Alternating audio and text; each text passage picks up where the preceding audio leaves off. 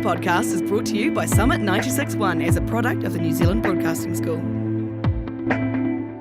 We have the opportunity to make Christchurch the greatest city on the planet, and we're at a middle point. This year will see us halfway through the reconstruction of our city. However, given the ever-changing nature of the recovery, it's fitting to talk about how the city has developed in an economical sense and to talk about the future that we are looking towards.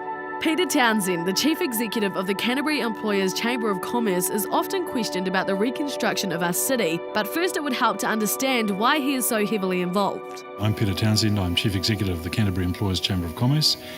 We exist for four main reasons. The first reason is to enhance business capability, so we do a lot of training courses. The second is to lobby and advocate on behalf of sustainable business, so we're really active in that area. The third is to celebrate business success and encourage new business activity. And the fourth is to get a better understanding of how the regeneration of Christchurch interacts with the continuing economic development of our region and our island. I've been involved in all things earthquake since September 2010.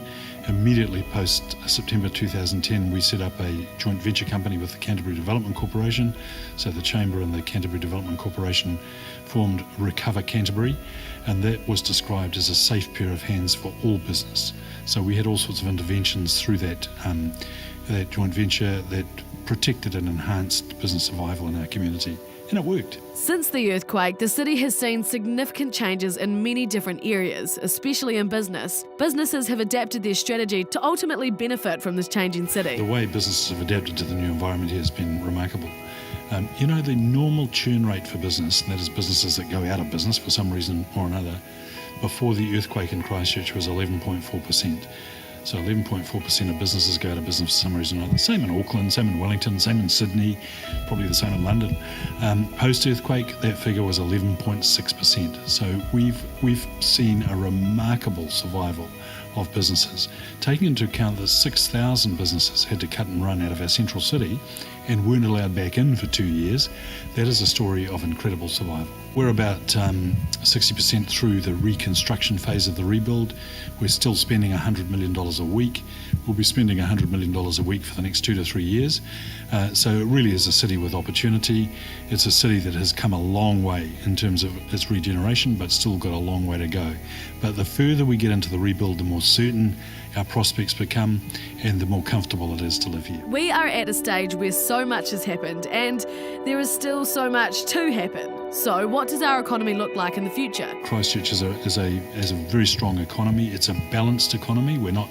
Christchurch is not dependent on one particular industry. We're sort of a microcosm of the New Zealand economy, so that makes us very resilient. Earthquake aside, we're a very resilient city, and we are well positioned now to take advantage of the future, particularly when it comes to how we apply technology to all the natural resources we have in New Zealand on a platform of sustainability. The important thing from a Christchurch perspective is that we've got a strong underlying economy. I mean, continuing to spend $100 million a week rebuilding our city, but we've got a strong underlying economy. So, for example, nearly 30% of my members are in the manufacturing sector.